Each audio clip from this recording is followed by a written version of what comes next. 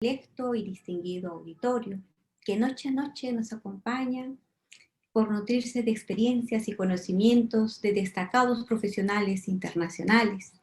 Sofía Escuela Posgrado se siente muy agradecido y les desea los mejores parabienes. Esta noche tenemos como tema el habeas corpus como un remedio constitucional frente al procedimiento abreviado. Como sabemos, la importancia del habeas corpus es una acción de garantía constitucional creada para proteger la libertad de las personas. Nuestro expositor el día de hoy nos hablará sobre el habeas corpus reparador ante una sentencia ejecutoriada en un procedimiento abreviado donde se ha vulnerado los derechos y se refleja el vicio de procedimientos de la privación de libertad. El habeas corpus es un remedio constitucional para recuperar la libertad a efectos de que no exista, dice, un recurso o una acción constitucional en este efecto. Nuestro conferencista es el doctor Juan Carlos Aguiar Chávez. Antes de invitarlo, vamos a nosotros a tomar conocimiento sobre su recorrido académico. Él es abogado de la Universidad Central de Ecuador. Ostenta una maestría en Derecho Constitucional de la Universidad Católica Andrés Bello, Venezuela. Él es PhD en Derecho Constitucional, egresado de la Universidad Católica Andrés Bello, Venezuela. Laboró en la Dirección General de Refugiados de Esmeralda en el Ministerio de Relaciones Exteriores. Defensor público de las Defensorías Públicas de Esmeralda, asesor de la Subsecretaría de Justicia del Ministerio de Justicia de Derechos Humanos y Cultos. Del mismo modo, en el Ministerio de Justicia de Derechos Humanos, secretario de Justicia subrogante. Trabajó en el Consejo de la Judicatura como director provincial del Consejo de la Judicatura de Esmeraldas. Consejo de la Judicatura, Dirección Provincial de la Judicatura de los Ríos. Actualmente es magistrado del primer nivel de la Unidad Judicial Penal de Cantón Baboyo. De esta forma, vamos a invitarlo al doctor Juan Carlos Aguiar Chávez para que pueda ahí ilustrarnos. Doctor Juan Carlos, por favor, le cedemos el uso de la palabra. Muy buenas noches, gracias a Sofía Escuela de Posgrados, gracias también a usted, querida doctora Isabel Peña, a todos los doctores, a todos los amigos iberoamericanos, especialmente a mis hermanos de Perú, que por estos medios telemáticos, a través de esta red de Zoom, podemos por lo menos tener esta interacción académica, esperando que este tiempo de pandemia ya pase, pues y logramos seguir uniéndonos en beneficio de la academia. Muchas gracias por la invitación. Mi tema ya lo puso muy bien la doctora Isabel Peña. Me voy a permitir compartir, por favor, unas diapositivas para poder empezar. ¿Me confirman, por favor, si es que el audio está, se puede escuchar el audio? Sí. ¿Me confirman? Sí, muchas gracias. Está bien. ¿Se puede ver las diapositivas también? Sí. Muchas gracias. Cualquier pregunta, por favor. Estamos prestos. Este es mi tema, el habeas corpus como remedio funcional frente al procedimiento abreviado. Para empezar a este tema es necesario advertirle al público, pues, ¿no?, que este es un tema de investigación constitucional que, de acuerdo a la doctrina, corrige los errores del cumplimiento, ¿sí?, del procedimiento penal. En este orden de ideas, esta investigación está enfocada a la maximización del cumplimiento del Estado constitucional de derechos y justicia bajo los estándares de la Corte Interamericana, Corte Nacional y Corte Constitucional. Para poder iniciarnos con esta ponencia, vamos a hacer un breve repaso sobre el concepto y también un poco de historia, muy brevemente, por el espacio de tiempo. Si es que por ahí se me escapa algo, por favor sepan perdonar, es por el tiempo, o si alguien quiere acotar algo más, pues bienvenidos también todas las apreciaciones que sean necesarias. Para conceptualizar el habeas corpus, tenemos que se deriva de dos raíces latinas, habeas, que quiere decir tener, y corpus, que se define como cuerpo. Para una mejor conceptualización, ante la traducción de tener un cuerpo, se establece traer al cuerpo, o traer a una persona frente, en este caso el habeas corpus, frente a una persona, ante un magistrado para resolver su situación jurídica. Esto no se debe entender o se debe comprender individualizadamente cada concepto, sino se debe analizar de manera muy conjunta para que esta sea una creación no solamente de una palabra, habeas corpus, sino de una verdadera institución constitucional. Por favor, ¿podrían apagar los micrófonos? Una verdadera institución constitucional que en la actualidad funciona ya como una garantía constitucional, se encuentra establecida en muchas constituciones de Iberoamérica. Por lo tanto, por un concepto, habeas corpus, es decir, que es la garantía de llevar a una persona de cuerpo presente a una autoridad cuando su aprehensión o detención es arbitraria, ilegal y legítima, que se basa en la forma de habeas corpus clásico, por definirlo de alguna manera, y posteriormente veremos que existen alrededor de 12 tipos de habeas corpus que se relacionan con la vulneración de derechos conexos como la salud, integridad personal de las personas privadas de su libertad. Con antecedentes históricos del habeas corpus, nosotros somos conocedores que el sistema jurídico actual se deriva de mayor parte del derecho romano, lo que tiene una gran influencia en todo lo que es América Latina y en la mayoría de doctrina e investigaciones jurídicas determinan los antecedentes de esa institución jurídica que en el Imperio Romano se le denominaba como omnium libero exhibiendo. Que esta era la facultad que tenían los tribunales de la plebe, ¿sí?, para revertir las decisiones de los grandes magistrados en contra de los plebeyos y de esta manera dar un just auxilio a esta parte del proletariado cuando cometían algún tipo de acto ilícito, pero que iba contrario a las normas establecidas por el derecho romano. También tenemos que dar cuenta necesaria en Inglaterra, especialmente en el año 1215, se incorpora esta garantía ya para garantizar la libertad individual y que se va en contra de la persona que pierde su libertad de manera ilegal. Aquí ya se establece este primer requisito que sea de manera ilegal. Se establece la concepción de libertad individual y se marca un precedente que prevalece hasta nuestros días, como es una persona que se encuentra privada de manera ilegal puede acudir ante las altas cortes de justicia para que se resuelva su situación, en donde se determinan los principios de dignidad para poner un freno o una limitación, en este caso, al poder de la corona, bajo el principio de libertad. Esta institución de habeas corpus, como les digo, fueron incorporadas en Iberoamérica, especialmente en Perú en el año 1897 y en Ecuador en el año 1999 con la expedición de nuestra Carta Magna de ese año. El habeas corpus en el Ecuador, como lo dije, nace ya como institución en el año 1999 y se incorpora por primera vez en la Carta Magna esta institución, incorporado el habeas corpus como una garantía constitucional para recuperar la libertad en caso de una detención fuera indebida, y de esta manera el procesado o el preso, es decir, aquí analizamos que el habeas corpus se va en la sentido de procedencia contra medidas cautelares y contra sentencias ejecutorias. Es así que esto se encontraba en el artículo 151, numeral 8 de la Constitución de 1999. La Constitución de 1945, en su artículo 141, esta amplía la institución del habeas corpus en relación a la detención, procesamiento o prisión que infringen los preceptos constitucionales o legales. Es decir, que no solo era ante una privación de libertad arbitraria, sino que amplía una privación de libertad ilegal e ilegítima. Posteriormente, en las demás constituciones, ya se incorpora una sanción para los funcionarios que no cumplían estas decisiones de los magistrados en relación al cumplimiento objetivo de las sentencias favorables de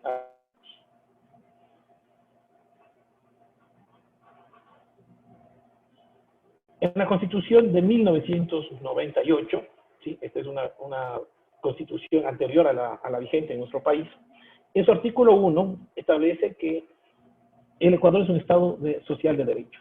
Determinemos primeramente el nombre, que es una constitución política, ¿sí? Al establecer que es un Estado social de derecho, establece efectivamente que la ley, para fines didácticos, es la que sometía a los derechos fundamentales y constitucionales.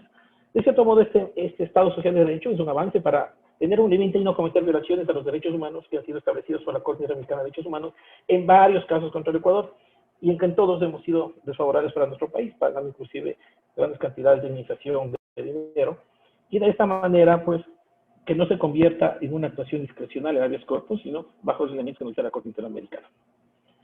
Aquí existía la Ley de Control Constitucional y el Tribunal Constitucional, ¿sí?, que eran los conocedores de máxima interpretación de la ley constitucional, y recordemos que aquí teníamos un sistema mixto de control de constitucionalidad, con el control concreto y con control difuso de constitucionalidad. El habeas corpus me ha permitido establecer lo que decía en la Constitución de 1998, en la que dice que toda persona que cree estar ilegítimamente privada de su libertad puede acogerse al habeas corpus, ejercerá este derecho por sí o por interpuesta persona, sin necesidad de mandato escrito. Es una informalidad que tenía este habeas corpus, como ustedes también pueden ver.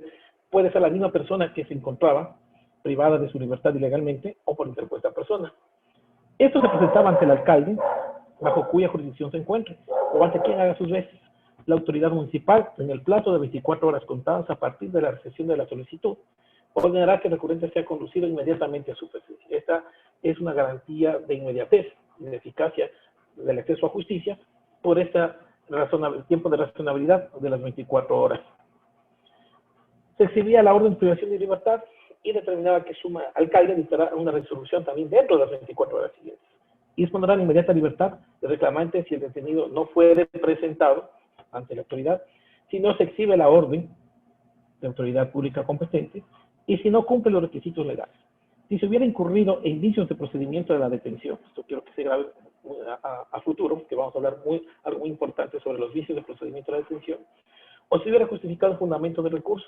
Si el alcalde no tramitara el recurso, será civil y penalmente responsable de conformidad con la ley. El funcionario o empleado que no acate la orden de la resolución será inmediatamente destituido de su cargo o empleo sin más trámite. Por lo cual el alcalde era quien comunicará tal decisión a la Contraloría General del Estado y a la autoridad que deba nombrar su reemplazo. El funcionario o empleado destituido, luego de haber puesto en libertad al detenido, podrá reclamar su destitución ante los órganos competentes de la función judicial. La Constitución de 2008, esta Constitución ya es vigente. En el artículo 1 establece que el Ecuador es un Estado constitucional de derechos y justicia social. Como podemos ver, ya no es una constitución política, ya es la Constitución de la República del Ecuador. Sacamos la parte política, la parte de la legalidad, y le damos un trasfondo que es un Estado constitucional de derechos. Recordemos que el otro era un Estado social de derecho, en donde la ley sometía a los derechos fundamentales. Ahora, en este Estado constitucional de derechos y justicia, los derechos son los que están por encima de la ley. Para poder más o menos entender la dinámica, tenemos que establecer que nuestra Constitución tiene normas básicas, ¿no es cierto?, en materia penal, materia constitucional, pero si existe vulneración de un derecho que no esté reconocido en nuestra Constitución, nosotros bajo el bloque de constitucionalidad y bajo el principio de control de convencionalidad podemos aplicar normas o podemos reconocer derechos que no estén incorporados en nuestra Constitución, y que esto nos permite el bloque constitucional y el artículo 424 de nuestra Constitución. Es por eso que faculta, y no es un cambio de paradigma, como bien lo dicen muchos doctrinarios, inclusive dicen que es una Constitución de avanzada, inclusive reconocemos los derechos ya a la naturaleza como sujetos de derechos, y es por eso que es un cambio de paradigma, un cambio muy fuerte en la institución de la constitucionalidad, especialmente para lo que es el sistema de justicia, en donde todavía hay rezagos entre lo que es la Constitución del 98 y la Constitución del 2008. Para uno solamente es un cambio de nombre, pero como vemos tiene un fondo más estructural y garantista de los derechos. Aquí nosotros tenemos ya una ley orgánica. Recuerden que ahí solamente era una ley constitucional, de control constitucional. Ahora es una ley orgánica, y le da un carácter orgánico a la ley. Y ya tenemos una Corte Constitucional, a diferencia que antes era un tribunal, ¿no? Entonces, la Corte Constitucional se convierte en máximo órgano de interpretación constitucional, a diferencia del 98, que teníamos solamente un tribunal y que sus decisiones podían ser revisadas, pero acá ya tenemos una Corte Constitucional. Y el habeas corpus está en el artículo 89 de la Constitución y determina que la acción tiene por objeto recuperar la libertad de quien se encuentra privado de ella en forma ilegal, arbitraria y legítima por una autoridad competente de cualquier persona, así como para proteger la vida y la integridad física de las personas privadas de libertad. Inmediatamente interpuesta la acción, el juez, recuerden, en la Constitución 98 era ante el alcalde, aquí es ante el juez, convocará una audiencia que va a realizarse en las 24 horas siguientes, en la que deberá presentar la orden de detención con las formalidades de ley y las justificaciones del hecho y el derecho que sustenten la medida. La juez o juez ordenará la comparecencia de la persona privada de libertad, de la autoridad a cuya orden se encuentra la persona detenida, el defensor público y que haya dispuesto o provocado según el caso. De ser necesario, advierte que la audiencia se realizará en el lugar donde ocurra la privación de libertad. El juez resolverá dentro de 24 horas siguientes a la finalización de la audiencia. En caso de privación ilegítima o arbitraria, se dispondrá de libertad. La resolución que ordena libertad cumplirá de forma inmediata. Y nuevamente vemos que aquí existe mucha informalidad que es muy propia de nuestra Constitución de 2008, que inclusive para presentar una garantía jurisdiccional como habeas corpus no se necesita el patrocinio del abogado, ¿sí? Se la puede presentar de manera oral y eso puede ser deducido escrito, en este caso ante la sala de sorteos de ingreso de causas, y después obviamente el secretario es quien debe deducir escrito. No es necesario citar las normas legales o constitucionales, pero sí es necesario establecer cuál es el derecho violentado, o en este caso, cuál es la detención arbitraria, ilegal y legítima, o que haya violentado derechos conexos. Como vemos, sigue determinándose que el habeas corpus en nuestro país es de manera informal, pero tiene una eficacia jurídica porque tenemos los tiempos de razonabilidad de 24 horas para convocar y resolver el habeas corpus. En relación al derecho comparado, tenemos la Constitución del hermano país de Perú. Aquí en Perú hay algo mucho que diferenciar con nuestra Constitución, especialmente porque en Perú existen las acciones de control constitucional, como son la acción de inconstitucionalidad, la contienda de competencia, es decir, cuando se tiene que dirimir la competencia, que son funciones exclusivas del Tribunal Constitucional. Nosotros tenemos una Corte Constitucional, Perú tiene un Tribunal Constitucional. Otras acciones de control constitucional, como es el control difuso y la acción popular, son funciones del Poder Judicial.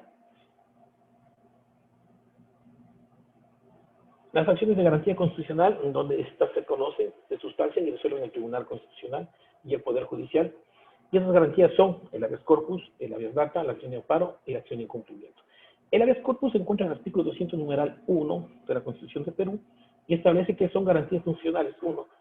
La acción de habeas corpus que procede ante el hecho u omisión por parte de cualquier autoridad, funcionario o persona que vulnere o amenaza la libertad individual o de los derechos constitucionales conexos. Como podemos ver aquí, se determina que debe haber un hecho o una omisión. Es decir, expande más el derecho, en la Constitución del Perú nos expande más, no solamente a omisiones, sino también a hechos, y por eso es que la doctrina peruana es muy amplia en lo que es la cuestión de los habeas corpus.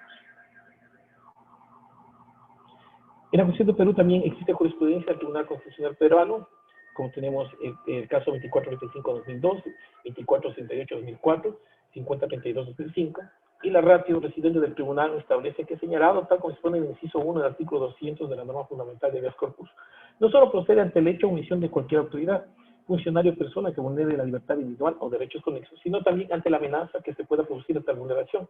Para tal efecto debe reunir determinadas condiciones, como la inminencia de que se produzca el acto vulnerador, esto es que se trate de un atentado a la libertad personal que esté por suceder prontamente o en proceso de ejecución, no repuntándose como tal a los simples actos preparatorios. Es decir, tiene que ser un fundamento que podríamos conocer como un habeas corpus preventivo, y que una persona, si se va a privar de su libertad, tenemos conocimiento que su vida, su integridad física corre peligro dentro del centro penitenciario, se puede presentar este habeas corpus preventivo.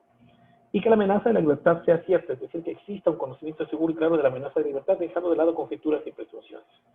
Como uno repite, tiene que ser muy fundamentado en la solicitud de los habeas corpus. ¿Qué es un remedio constitucional? Para establecer sobre lo que es un remedio constitucional, la maestra de Derecho Procesal, Beatriz Franciscovi, define el remedio procesal y lo hace conocer de la siguiente manera.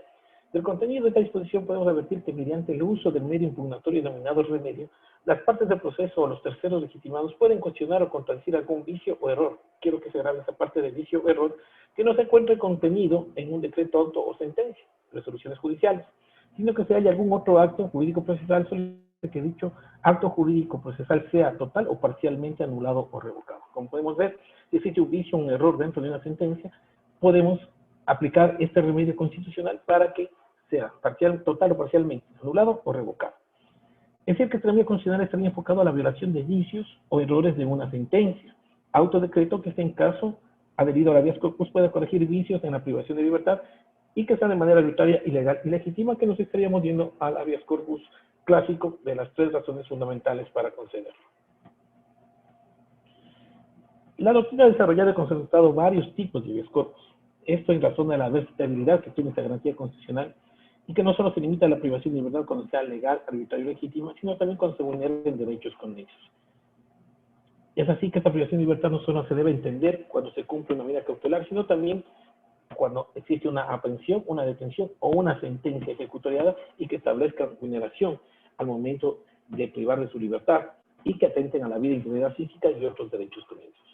Aquí tenemos habeas corpus reparador, conocido como el habeas corpus tradicional o clásico, que procede para restituir la libertad de una persona cuya privación de libertad haya sido arbitraria, ilegal e ilegítima, para el cual, como arbitraria, podemos determinar cuando no existe un juicio justo o no existe una base legal o que se está en una custodia sin fórmula de juicio, sin resolver su situación jurídica, por más de 24 horas, que dice nuestra Constitución. Creo que en Perú son 48 horas, si no me equivoco. Entonces, este es el tiempo razonable que inclusive la Corte Interamericana de Derechos Humanos nos atribuye, y que cada país tiene a discrecionalidad este tiempo razonable, pero que no puede pasar estos plazos. Esto lo dice la Corte Interamericana de Derechos Humanos en su artículo 9 en relación a una detención arbitraria. ¿Cuándo podemos decir que es ilegal? Sin cumplir los requisitos que legalmente se establezcan. Existe un abuso de autoridad, como expandir el derecho penal o aplicar normas derogadas, o a una desproporcionalidad de la norma, o una interpretación de una norma penal que no está permitido, puede llegar a una ilegalidad. Es decir, mira toda la parte legal para el principio de legalidad. ¿Cuándo es ilegítima? Cuando el juez no advierte la vulneración de derechos constitucionales y la privación de libertad vulnera estos derechos. Por ejemplo, se han dado casos que pueden dar una prisión preventiva a una persona que tenga, una persona con capacidades especiales y que no debe estar en ese centro, o a personas que presumiblemente tienen trastornos mentales, ¿sí? O a personas que tienen enfermedades que no pueden ser atendidos en los centros de privación. Entonces, aquí existe una vulneración de derechos. Y aparte también, cuando existen vicios de procedimiento, en los procedimientos también. O sea, si aplicamos un procedimiento diferente al hecho, por ejemplo, nosotros tenemos los procedimientos especiales, el abreviado, el directo, y si aplicamos un procedimiento que no esté de acuerdo, puede ser tramitado el procedimiento directo, pero se advierte un procedimiento ordinario, ahí también existe un vicio en el procedimiento y puede promoverse una descortesía. Y en base a esto se ha llegado a una sentencia condenatoria ejecutoriada, pues tenemos que revisar cuál es el mecanismo para solventar esta privación, que ya se convertiría en ilegítima. El habeas corpus correctivo, como su nombre lo dice, se corrige de las formas, condiciones o procedimientos que atentan contra la integridad física, psicológica e incluso la vida de una persona privada de libertad, bajo los principios de razonabilidad y proporcionalidad. El habeas corpus preventivo, por su parte, permite limitar la detención de la persona sobre la cual existe una medida cautelar o sentencia ejecutoriada, y que por las condiciones en peligro su integridad física o la vida misma. Recordemos, por ejemplo, que hay muchos grupos subversivos, y también existen dentro de los centros carcelarios. Las trozos de estas personas se van formando en conjunto estas personas, y muchas veces personas que están afuera tienen problemas con estos grupos irregulares, y tiene que ser fundamentado pues el peligro de vida y el peligro de la integridad física, y para eso existe el habeas corpus preventivo. El habeas corpus restringido es un habeas corpus que restringe el accionar de personas que realizan persecuciones, seguimientos, operativos policiales, citaciones policiales, detenciones constantes, pero que no están provistas por autoridad judicial competente, y que se vulneran la libertad física, la movilidad locomotora, el desplazamiento, y existe claramente una intimidación. El habeas corpus traslativo se plantea ante una autoridad, en especial judicial, cuando esta violenta la seguridad jurídica, tutela judicial efectiva, el debido proceso, por la demora de la resolución para resolver la situación jurídica de una persona dentro de un proceso penal, es decir, un tiempo razonable que establece la misma Corte Interamericana de Derechos Humanos.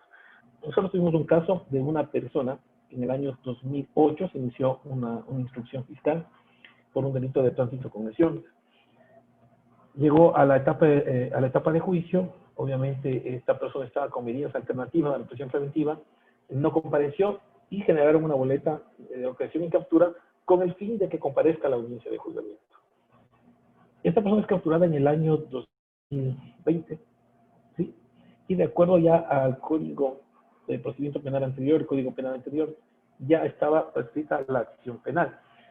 Entonces esta persona detiene el día 10 de octubre, pasó recién nada más, el 10 de octubre, hasta el día de hoy, que llevamos ya 14, no se podía determinar, especialmente su situación jurídica no se resolvía. ¿Por qué? Porque el expediente no se encontraba en los archivos de unidad judicial penal, se encontraba en un archivo pasivo, y se esperaron 3 días para reasignar a un juez y que este juez declare de oficio la prescripción. Entonces, miren, aquí se presentó un habeas corpus, justamente, bajo este concepto de habeas corpus traslativo, y de esta manera se otorgó el habeas corpus, pese a que el juez ya había declarado la prescripción, pero se acogió este habeas corpus traslativo. El habeas corpus instructivo está orientado ante los tratos de desaparición forzada, o sea, estos casos que comúnmente pasan a nivel de todo lo que es Iberoamérica, en donde es imposible saber el lugar en donde se encuentra retenido o detenida una persona, y que de esta manera se puede alcanzar la libertad y la integridad del personal, incluso hasta su vida. El habeas corpus innovativo es de carácter precautelatorio, y su objetivo está en que existe una orden jurisdiccional para que la amenaza de la violación a la libertad de la persona no se vuelva a repetir, aunque se haya cesado en primera instancia, es decir, a futuro. Este prevalece si es que existe una amenaza continua, ¿sí? Se tiene que presentar este habeas corpus para que una orden judicial determine que no se vuelva a repetir a un futuro esta misma amenaza en contra de su libertad. Tenemos el habeas corpus conexo. Este habeas corpus procede cuando no pueden sustanciarse las circunstancias anteriores de los habeas corpus, como por ejemplo cuando se vulnera el debido proceso en la garantía de contar con un abogado de su elección, un defensor público, cuando es interrogado sin la presencia de su patrocinador legal. Y tenemos el habeas corpus genérico, que de acuerdo a la doctrina, este habeas corpus será en gran importancia ante la privación ilegal, para lo cual se puede solicitar la rectificación de un caso, es decir, ante una medida cautelar, en especial de prisión preventiva, o ante una sentencia ejecutorial, o ante una boleta con fines investigativos. Para fortalecer estos tipos de habeas corpus, existe la opinión consultiva en 987 y 929 de la Corte Interamericana de Derechos Humanos, que se justifican como alienzo a la ampliación de los contornos del habeas corpus a manifestarse que es esencial la función que cumple el habeas corpus como medio para controlar el respeto a la vida e integridad de la persona, para impedir su desaparición o la interminación de su lugar de detención, así como para protegerla contra la tortura o tratos o penas crueles, inhumanas o degradantes. El objeto del habeas corpus en nuestro país lo determina, que tiene por objeto proteger la libertad, la vida, la integridad física y otros derechos conexos de la persona privada o restringida de su libertad por autoridad pública o por cualquier otra persona. Y tenemos aquí 10 numerales. El 1 es a no ser privada de libertad de forma ilegal, arbitraria y legítima, que es el habeas corpus clásico, protección que incluye la garantía de que la detención se haga siempre por mandato escrito y motivado por un juez. Aquí viene la regla de exclusión o de excepción, que es en los casos de flagrancia. A no ser exiliada forzosamente, desterrada o expatriada del territorio nacional, a no ser desaparecida forzosamente, a no ser torturada, tratada de forma cruel, inhumana o degradante, a que en caso de ser una persona extranjera, incluso antes de haber solicitado refugio o asilo político, a no ser expulsada y devuelta a su país donde teme persecución o donde peligre su vida, su libertad, su integridad y su seguridad. A no ser detenida por deudas, excepto en el caso de pensiones alimenticias, a la inmediata excarcelación de la persona procesada o condenada cuya libertad haya sido ordenada por una juez o juez, a la inmediata excarcelación de la persona procesada cuando haya caducado la prisión preventiva por haber transcurrido 6 meses en los delitos sancionados con prisión y de 1 año en los delitos sancionados con reclusión. En esta parte de aquí hubo una reforma en lo que es nuestro Código Integral Penal. Ya no tenemos nosotros penas de prisión y de reclusión, sino penas privativas de libertad. Y los delitos de 6 meses son los delitos que son sancionados hasta 5 años, y posterior a los 5 años ya tenemos ya los que tiene que ser el tiempo de la prisión preventiva de 1 año. A no ser incomunicada o sometida a tratamientos vejatorios de su dignidad humana, a ser puesta a disposición de juez o tribunal competente mediante y no más tarde de las 24 horas siguientes a su detención.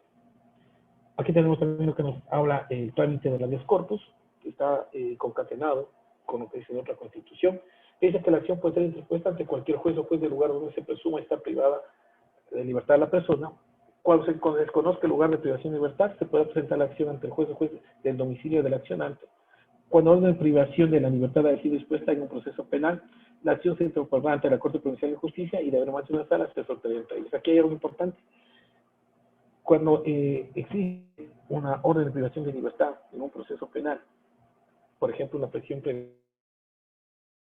ilegal, arbitraria y legítima que violenta derechos conexos, tiene que ser presentada ante la Corte Provincial de Justicia.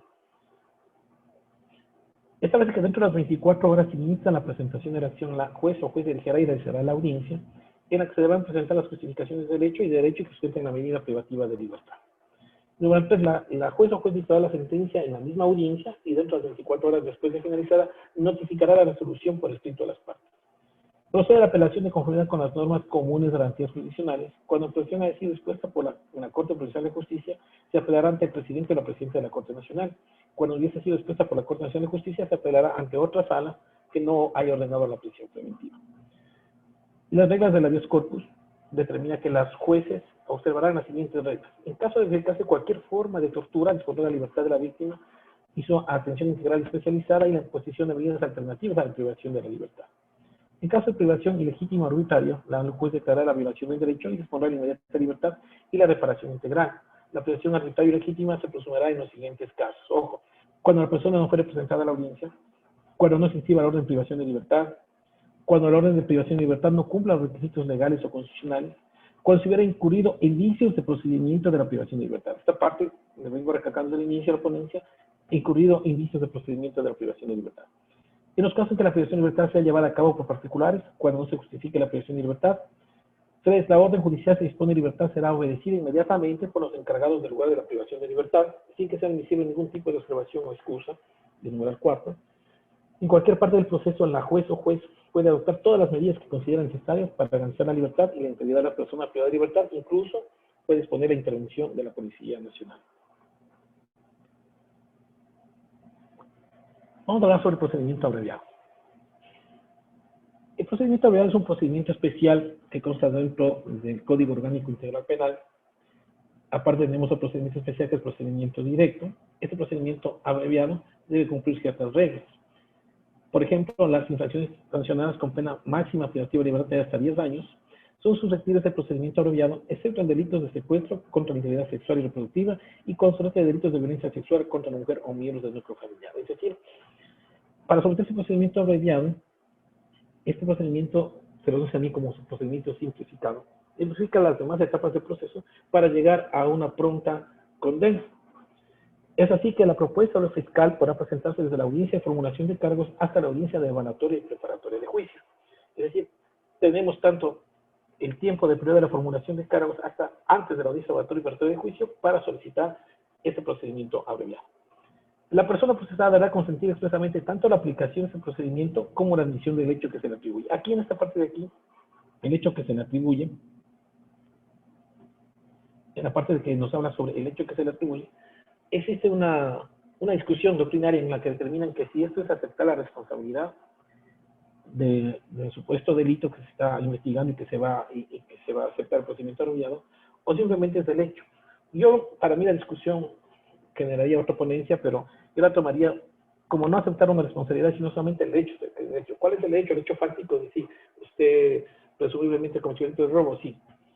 ¿Por qué no dice aceptar la responsabilidad? Porque les voy a explicar por qué. Porque si fuera a aceptar la responsabilidad, más adelante el procedimiento abreviado nos dice que se debe garantizar que no se vulneren derechos constitucionales. Entonces, si se estaría determinando que se asume la responsabilidad, se estaría metiendo primeramente contra la presunción de inocencia y el principio de autoincriminación.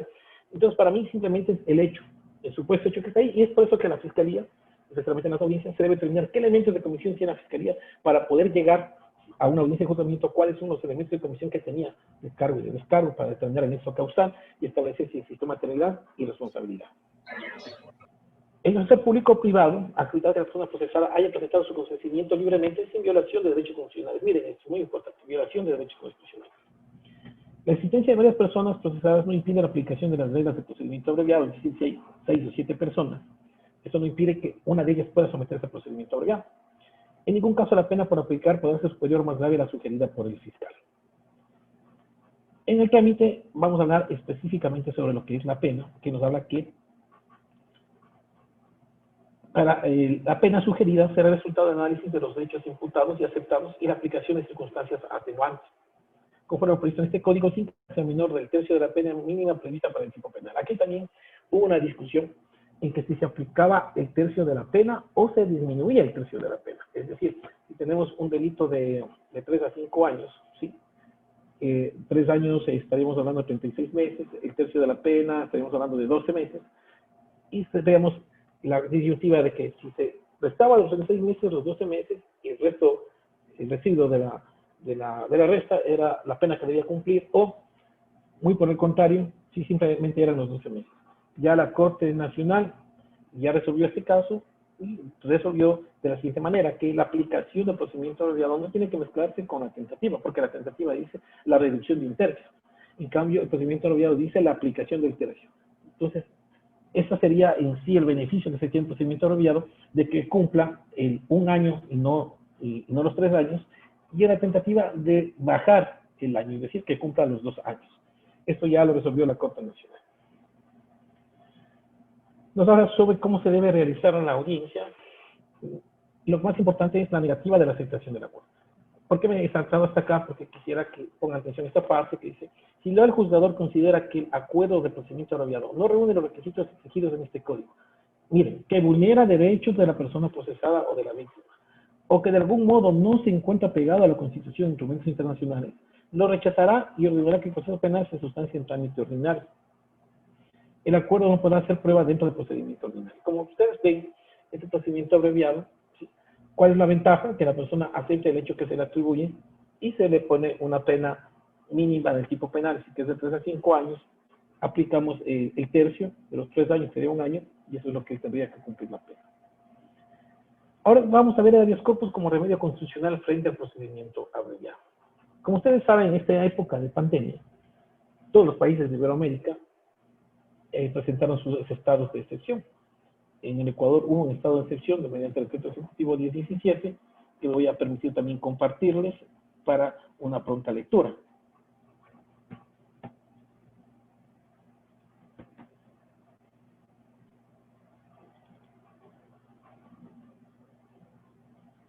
Si estaban viendo ahí, se puede ver el...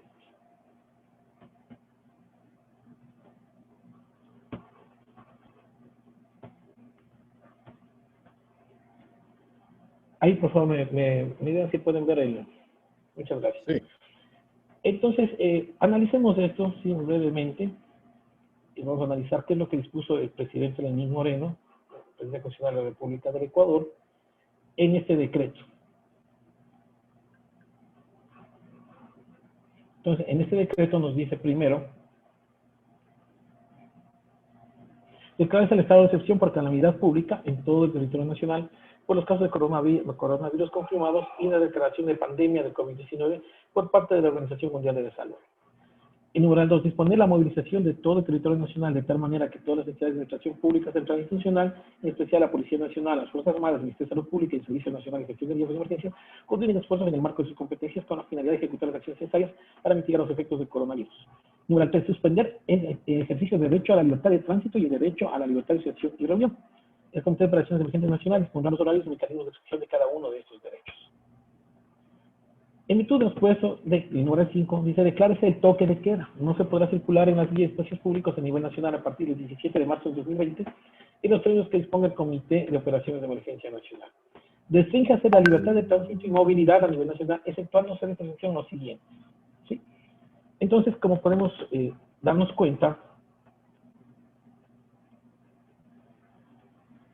existió este decreto ejecutivo que restringía la libertad de tránsito, la movilidad, y ponía un toque de queda.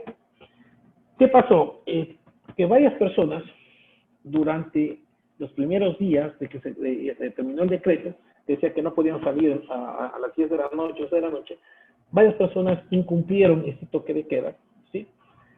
Y más o menos se establecía alrededor de 900 personas en una semana que incumplieron ese toque de queda. Y la Fiscalía formuló, la audiencia de fragancia formuló cargos por el artículo 282 del Código Orgánico Integral Penal, que decía incumplimiento de decisiones legítimas de autoridad competente. La persona que cumpla órdenes, prohibiciones específicas o legales debidas dirigidas a ella por autoridad competente en autoridades legales será sancionada con pena privativa de libertad de 1 a 3 años. ¿Qué es lo que pasó aquí? Que habían personas, grupo de personas que fueron aprendidas de delito flagrante y fueron procesadas por el 282. Y tenemos el caso específico que en un caso una persona se sometió al procedimiento abreviado y las otras personas continuaron, ¿sí?, con el procedimiento ordinario que lo determina la norma. Pero ¿qué pasó? Que la Fiscalía posteriormente envió dictámenes abstentivos para todas esas personas que no se acogieron al procedimiento abreviado, pero que continuaron con el procedimiento ordinario. Muchas de ellas estuvieron en comisión preventiva, presentaron habeas corpus, otras personas se hizo la revisión de medidas, a otras se les revocó la prisión preventiva, bueno, en fin, pero lo importante fue de que existió, ¿no es cierto?, un sobreseimiento para estas personas. Ahora, ¿qué tomó en consideración? Artículo 139 del procedimiento abreviado, que nos dice, si el juzgador considera que el acuerdo del procedimiento abreviado no reúne los requisitos exigidos en este código, que vulnera derechos de la persona procesada de la víctima, o que de algún modo no se encuentre apegado a la protección de instrumentos internacionales, lo rechazará y ordenará en el proceso penal se sustancia en el trámite ordinario. Mi pregunta es, ¿qué elementos de comisión tenía la Fiscalía, ¿sí?, para determinar que efectivamente se estaba cumpliendo los elementos del tipo del artículo 282? Y cómo el defensor público o el abogado particular aceptó que la persona se somete a ese procedimiento abreviado, cuando después vimos y observamos de que vino un dictamen abstentivo. Pero bueno, la persona ya está aquí, se vulneró esta parte de derechos para la persona procesada, el juez no tenía que haber aceptado el procedimiento abreviado y que sigue tramitando el procedimiento ordinario. ¿Y qué pasaba? Venía el dictamen abstentivo y el sobreseimiento para esta persona. Pero bueno, ¿qué pasa ya con si está ejecutoriado, ¿no? Bueno, si podía haber apelado, sí, ante la Corte Provincial, podía haberse casación, efectivamente, podía haberlo hecho, pero vamos en que ya se ejecutorió la sentencia. Entonces, al ejecutarse la sentencia, nos vamos al objetivo que dice nuestro habeas corpus, que tiene por objeto proteger la libertad, la vida, la integridad física y otros derechos conexos de la persona privada y exigida de libertad, y nos determina a no ser privada de libertad en forma ilegal, arbitraria o ilegítima. Es decir, que ahí caemos en la parte de lo ilegítimo, que de acuerdo a las diapositivas anteriores, determinamos que efectivamente, ¿sí?, el juez no consideró, no protegió la vulneración de derechos, y por lo tanto, esa sentencia ejecutoriada ya cae en una privación de libertad ilegítima. Recordemos que la privación de libertad no solamente es con una medida contra la detención preventiva, con una boleta de detención con fines investigativos, sino también con una sentencia ejecutoriada. Y nuestra Constitución permite también presentar un habeas corpus por una sentencia ejecutoriada. Algunos me dirán, sí, pero podemos presentar una acción extraordinaria de protección. Sí, el objeto de la acción extraordinaria de protección tiene por objeto la protección de los derechos funcionales y debido proceso de sentencias, autos definitivos, resoluciones con fuerza de sentencia, en los que se hayan violado por acción o omisión derechos reconocidos en la Constitución. Pero tenemos que ver el término para accionar. En el término máximo para la disposición de la acción será de 20 días contados desde la notificación de la decisión judicial. Entonces, si ya está ejecutoriado y estamos fuera del término máximo para la disposición, la interposición de la acción extraordinaria de protección, ya no nos queda otro remedio judicial más. Algunos me dirán, sí, pero nos podemos presentar el recurso de revisión. Efectivamente, pero analicemos el recurso de revisión. El recurso de revisión podrá ser interpuesto por la persona condenada, por cualquier persona o por el mismo juzgador si aparece la persona que se creía muerta o se presenten pruebas que justifiquen su existencia, pruebas, con posterioridad a la fecha de cometimiento del supuesto delito. En los demás casos solo pueden suponer recurso a la persona condenada y si ha fallecido podrán hacerlo su cónyuge o pareja, unión de hecho, sus hijos, sus herederos. El escrito de disposición de recursos será fundamentado en controlar la petición o inclusión de pruebas nuevas. Caso contrario, se declarará inadmisible y no se desechará en su lugar a uno por una nueva misma causa. Si podemos ver, el recurso de revisión nos dice inclusión de pruebas nuevas. Entonces, no proceder el recurso de revisión, porque como ustedes ven, el procedimiento abreviado es afectar al derecho que se le atribuye, y aquí no se valora prueba, simplemente que la persona diga, sí, yo cometí posiblemente el delito de robo, y quiero someter un procedimiento abreviado, pero no se evacúa ningún tipo de prueba. Entonces, ¿qué recurso de revisión podemos presentar? Si claramente la norma nos dice inclusión de pruebas nuevas. Como ven, no podemos presentar, en este caso, para estas personas, que en este delito fragante, ¿sí?, por el 282, se sometieron a un procedimiento abreviado con sentencia ejecutoriada que está fuera del término para presentar una acción de protección y que tampoco debería haber el curso de revisión. Por lo tanto, ¿cuál es el remedio judicial constitucional para el presente procedimiento abreviado con sentencia ejecutoriada? Sería el habeas corpus reparador como judicial, y que este fundamento de habeas corpus en el Sistema Interamericano de Derechos Humanos y Convención Americana sobre los Derechos está en su artículo 7.6. Lo que quiero concluir es que efectivamente no tenemos simplemente que cerrarnos, especialmente en nuestra Constitución ecuatoriana, a determinar solamente los tipos de habeas corpus que hemos analizado o el tipo de habeas corpus clásico, sino también determinar que el procedimiento abreviado nos dice que se debe garantizar que no se vulneren derechos, inclusive en como requisito dice que el defensor público o privado debe hacer que no se vulneren derechos. Y aquí se vulneró un derecho, claro, se vulneró el derecho que en las reglas del habeas corpus, por el objetivo, que nos dice claramente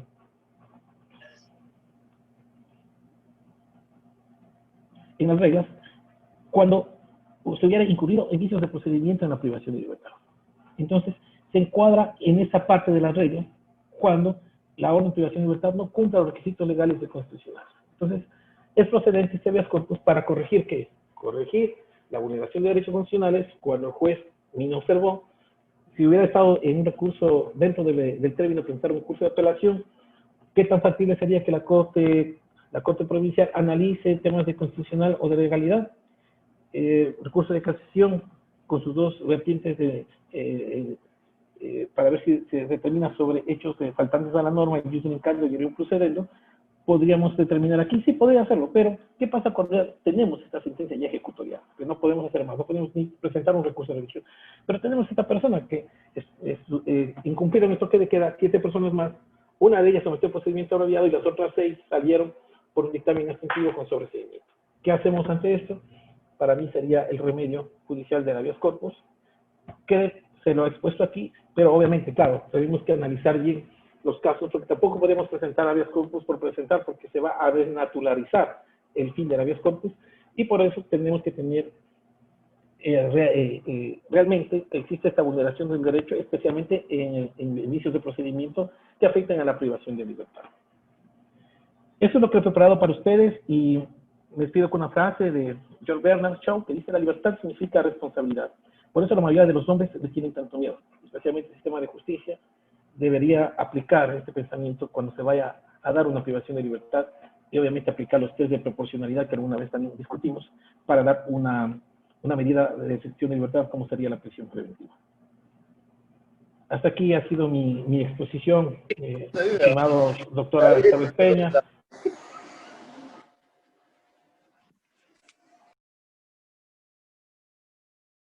Muchísimas gracias, doctor Juan Carlos Aguiar. Excelente exposición. Quedamos muy agradecidos y las felicitaciones del caso. Vamos a ver si tenemos allí algunas inquietudes, algunas de repente incógnitas, algunas preguntas de parte de nuestro auditorio. O en su defecto, de repente alguien quiere participar ahí, por favor levante la mano. No veo preguntas. Claro, sí, claro, sería excelente. Es una investigación que se está realizando y para mí sería muy satisfactorio escuchar cualquier propuesta en la que me digan si es que existe una mayor factibilidad de otro recurso, o si está bien cambiar la investigación, o si estamos equivocados, pues para eso son estos medios también para acrecentar a la academia. Doctor Willy Ramírez, también muchas gracias por la invitación. Sí, muchísimas gracias. Parece que no tenemos preguntas. Vamos en todo caso a invitar al doctor Willy Ramírez para que él pueda, como de costumbre, ahí acotarnos un poquito de sus conocimientos y hacer la clausura correspondiente. Por favor, doctor Willy Ramírez. Muchísimas gracias, Isabelita, por el pase. Nuestro reconocimiento y agradecimiento al señor doctor don Juan Carlos Aguiar Chávez, de la hermana República del Ecuador, quien magistralmente nos ha expuesto esta noche el habeas corpus como remedio constitucional en el proceso abreviado en el sistema de administración de justicia del hermano país del Ecuador. El habeas corpus en realidad se pierde en el tiempo porque desde la antigua Grecia ya se procuraba ello y eso se recogió en el derecho romano, Inglaterra, Estados Unidos, llegó a Latinoamérica allá por el siglo XVIII, XIX. En el caso peruano se habla del 1867, si no me equivoco, o de 1870, por ahí. Y en el caso ecuatoriano, creo que es a inicios del siglo XX. Bueno, hay una constitución escrita, que es la que nosotros tenemos, que es la constitución formal, digamos, ¿no?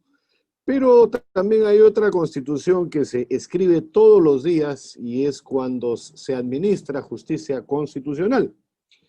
Y en ese sentido, nuestro Tribunal Constitucional muy acertadamente está fijando precedentes vinculantes que hay que tomar en consideración y respecto al habeas corpus reparador, que es lo que nos ha expuesto Juan Carlos esta noche, hay ahí la famosa sentencia del caso Cantuarias, ¿no? Creo que fue en el 2005, 2006, si no me equivoco, en donde especifica nuestro Tribunal Constitucional peruano que el habeas corpus reparador representa la modalidad clásica o inicial del habeas corpus, que es precisamente para lo que se institucionaliza, ¿no? La misma que promueve para obtener, o se promueve para obtener la reposición de la libertad de una persona. Habeas corpus, ¿en dónde está el cuerpo? Muéstrame el cuerpo, ¿no? Bueno, la traducción. La libertad de esta persona que ha sido indebidamente detenida y que se presenta, por ejemplo, cuando se produce la privación arbitraria o ilegal de la libertad física como consecuencia de una orden, ya sea esta policial, mayormente policial, de un mandato judicial en el sentido lato, o también de una negligencia penitenciaria, porque muchas veces el condenado ya ha cumplido la pena, ya se debe ir, pero el trámite interno, burocrático de la administración penitenciaria hace que se cometa este tipo de negligencias, ¿no?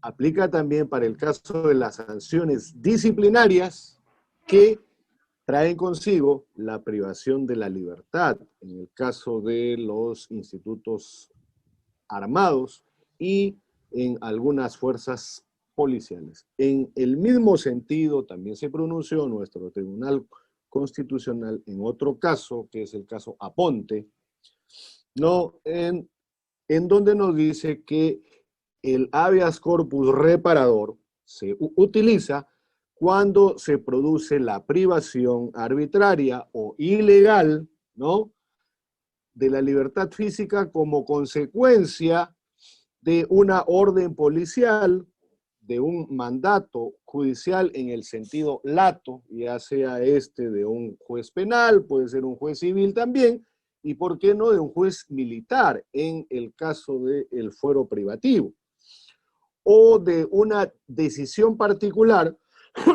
sobre el internamiento de un tercero en un centro psiquiátrico, como bien expuso Juan Carlos, ¿no? A veces la familia decide internarlo en un centro psiquiátrico, pero previamente no se ha cumplido con el proceso formal de la interdicción civil. Ahí hay una clara vulneración del derecho a la libertad individual o a la libertad personal, ¿no? Asimismo, aplica también en el caso de la negligencia penitenciaria, como ya lo dije, cuando el condenado continúa recluido a pesar de haber cumplido ya con su condena, y en el caso de las sanciones disciplinarias que traen consigo privación de la libertad, 8 días de arresto, 7 días de rigor, etcétera, ¿no? Que eso se arrastra todavía. Ahora, en nuestra doctrina constitucional peruana, y que bien recoge nuestro Tribunal Constitucional peruano, hay 8 tipos de habeas corpus. Bueno, y le voy a dar lectura brevemente. El habeas corpus conexo, el habeas corpus correctivo, el habeas corpus innovativo, el habeas corpus instructivo, el habeas corpus preventivo, el habeas corpus reparador, el habeas corpus restringido y el habeas corpus traslativo. Cada uno de ellos tiene sus propias características y es lo que garantiza, ¿no?, la libertad individual o la libertad personal como derecho fundamental de la persona. Ahora bien, ¿hay que hacer algunas críticas a nuestra justicia constitucional peruana? Sí, y con el mayor respeto lo voy a hacer. 1. El habeas corpus reparador en nuestro país para el Tribunal Constitucional y para los doctrinarios, para los constitucionalistas, es considerado como una garantía destinada a tutelar la libertad física de las personas frente a las detenciones arbitrarias y abusivas del poder público, como ya hemos visto. Dado que nadie puede ser privado de la libertad sino en virtud de una decisión judicial legal y firme. Firme. Este término firme es lo que muchas veces no se cumple. Ahora, si nos vamos más allá, no se respeta pues el principio de la presunción de la inocencia, etc. Tanto así que más de la mitad de la población carcelaria peruana está prisionera o está en prisión sin una sentencia. Esto es algo preocupante y es algo que nos debe llamar poderosamente la atención. Esta es nuestra realidad peruana, amigo Juan Carlos. Y como segundo punto, yo podría decir que las sentencias del Tribunal Constitucional y de la justicia constitucional en general carecen de dos aspectos. Primero, que no resuelven oportunamente las demandas de habeas corpus reparador. Entra como un proceso más y que espere, pues. Y ojo, estamos hablando de la libertad de la persona. Bien. Se resuelven muchas veces cuando ya la vulneración y o la amenaza de la libertad ya ha cesado. Bueno, si ya cesó la amenaza o ya cesó la vulneración, lo que la justicia constitucional resuelva ya es ineficaz. Y ya se produjo, con mucha pena, obviamente, la vulneración a la libertad personal. ¿Bien? Y segundo, que las demandas en la mayoría de los casos,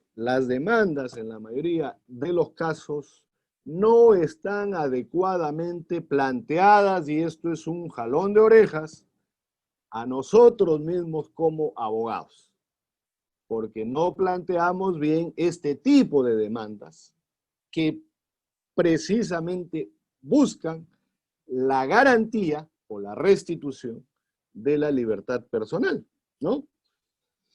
El supuesto fáctico no se configura como detención arbitraria. Esto es algo que hay que tomar mucho en consideración o en cuenta, ¿no? Ni ilegal. Y ello trae como consecuencia que las demandas de este tipo de habeas corpus reparador, ¿no?, sean declaradas infundadas. Entonces, no todo es culpa de la justicia constitucional, sino también de nosotros como letrados, de nosotros como abogados. Realmente, ese es el objetivo de este tipo de eventos académicos, para acrecentar en poco o mucho nuestro conocimiento jurídico, y hay que eso trasladarlo a nuestra sociedad. Ese era mi aporte. No sé si hay alguna corrección o alguna precisión de parte de Juan Carlos Aguiar, ya para ir finalizando este importante evento. Doctor, de mi parte, muchas gracias por su apreciación y también por su aporte como director de Sofía Escuela de Posgrado. Sí, simplemente indicar que nuestra Constitución, en cambio, es muy informal en el sentido de la presentación del habeas corpus y de las garantías jurisdiccionales en tal sentido, y que simplemente muchas veces se necesita saber derecho fáctico y convocar a la audiencia, y en la audiencia establecer si existe una vulneración de derecho, vulneración de protección, o si se encuentra privado y legítima y arbitraria ilegalmente una persona. Es por esa informalidad que inclusive se puede presentar sin firma de abogados, se puede presentar igual es acá, inclusive igual de manera oral. Entonces, esa informalidad, sí, muchas veces, como usted dice, puede ser un jalón de orejas para los mismos abogados o para las personas que de manera individual quieren presentar sus recursos de habeas corpus, pero a mi concepto yo creo que esta informalidad también le da un adjetivo muy sustancial en el sentido de poder convocar a las audiencias y que el juez puede empaparse efectivamente si existe o no una privación arbitraria o una vulneración de derechos de acuerdo a la garantía jurisdiccional que se presente. Muchas gracias, doctor, es lo que más puedo aportar ya. Muy bien, bueno, muchísimas gracias a nuestro amigo y colega Juan Carlos Aguiar de la hermana República del Ecuador y a nuestra coordinadora de eventos internacionales, la doctora Isabel Ramírez Peña, y a los más de 40 participantes que esta noche nos han acompañado, y no solamente de nuestro país, Perú, sino también del hermano país del Ecuador, de Colombia, de Bolivia, de República Dominicana y de Panamá. Los esperamos mañana, que vamos a ver un importante tema acerca de la migración en época de pandemia. Doctor Muchísimas Willy, gracias. Hasta ¿me mañana. escucha? ¿Me escucha, doctor Willy? Sí, sí, le escuchamos, pero ya pasó la ronda de preguntas. No, pero usted ha intervenido, pues, a través de usted quisiera hacerle una pregunta al doctor. Doctor, usted le podría preguntar al expositor si ahí en Ecuador se da la misma situación que acá en el Perú en cuanto a las arbitrariedades judiciales. Para efecto de que sean viables el habeas corpus, tendría que llegar quizás hasta la Corte Suprema y de ahí, agotando todas esas etapas, recién procedería un habeas corpus contra un mandato judicial. Y si en Ecuador también existe esa situación que ahora tenemos respecto a la tutela de derechos, que se convierte en una especie de que constituye al habeas corpus en el ambiente judicial como una parte residual del procedimiento. No sé si usted me ayudaría para aprovechar la presencia del expositor. A ver, Juan Carlos, las disculpas del caso. No, tranquilo, doctor. Adelante. Bueno, en la primera, quisiera que más o menos me pueda conceptualizar la primera pregunta, porque son dos preguntas en una. La primera parte de la pregunta y posteriormente la segunda para poder ir absorbiendo y ir determinando la respuesta, por favor. El doctor Ramírez creo que lo conoce lo que estoy hablando. Yo le pediría a través del doctor Ramírez, por favor, el expositor, si puede absorberlo. Sí, bueno, a lo que se refiere, nuestro colega es a que hay que agotar a veces hasta la última resolución en algunos casos de la Corte Suprema de Justicia de la República para recién iniciar el proceso constitucional del habeas corpus. Y eso en cuestión de tiempo estamos hablando de años. Y bueno, se supone que al ser una garantía constitucional es algo breve, es algo célere. A ver. Muchas gracias, doctor, por la creación de la pregunta. Bueno, me parece algo sumamente preocupante que se demore tanto hasta llegar a una Corte Suprema. Me imagino que hay también cortes superiores, que nosotros tenemos cortes provinciales y la Corte Suprema sería nuestra Corte Nacional. Bueno, ese es el problema que lo veo yo, porque nosotros tenemos una Corte Constitucional, ¿no? Entonces no tenemos nosotros que agotar las instancias para llegar al tribunal, sino que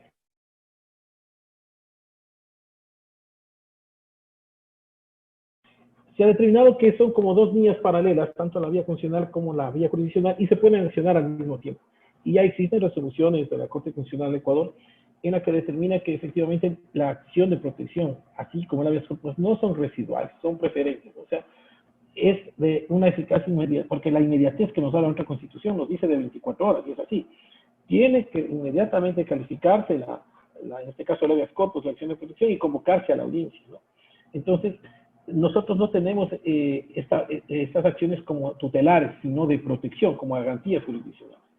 Al convertirse en tutelares, pues sí tendríamos que acabar con todas las instancias para llegar a presentar un habeas corpus. Pero en nuestro caso, en cambio, es una garantía constitucional, que es muy informal, como le digo, y tiene que resolverse en el menor tiempo posible. En nuestro caso son 24 horas, que tiene que resolverse esta situación jurídica, esta persona, ante la Corte Constitucional. Eso se da también porque nosotros no tenemos ya en el 2008, ya no tenemos el control difuso de constitucionalidad, sino el control concreto de constitucionalidad, y avanzamos al sistema de precedentes constitucionales como es en Estados Unidos. Entonces, la ratio decidente que tiene la Corte Constitucional se convierte en una jurisprudencia vinculante, y los jueces de primer nivel tenemos que resolver los casos análogos conforme nos diga la sentencia dada por la Corte Constitucional. Entonces, en este sentido, me parece preocupante de que se desnaturalice el habeas corpus en Perú, que tenga que pasar hasta llegar hasta la Corte Suprema para de ahí poder presentar el recurso de habeas corpus cuando existen claramente vulneraciones.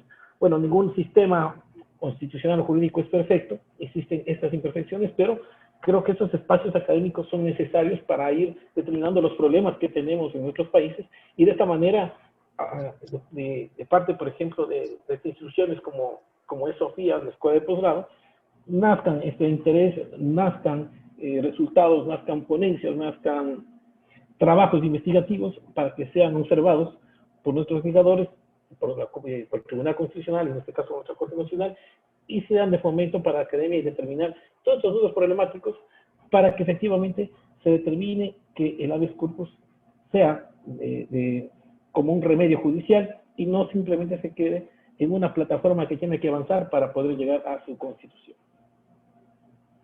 Muy bien.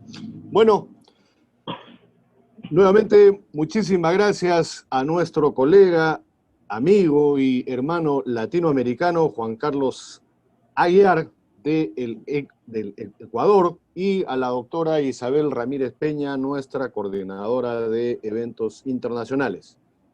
Muchísimas gracias y los esperamos mañana en otro importante evento de Sofía, Escuela de Posgrado. Hasta mañana. Muchas gracias por la invitación. Un abrazo fraterno para todos los hermanos de Perú y para toda América Latina e Iberoamérica. Un abrazo fraterno siempre.